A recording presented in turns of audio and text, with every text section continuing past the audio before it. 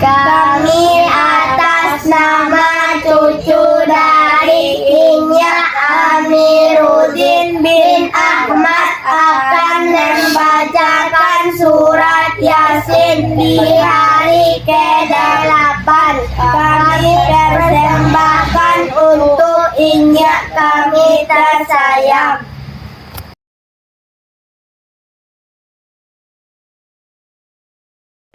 Perkenalkan, nama saya Fatan. Kenalkan, nama saya Wahyu. Kenalkan, nama saya Zaki.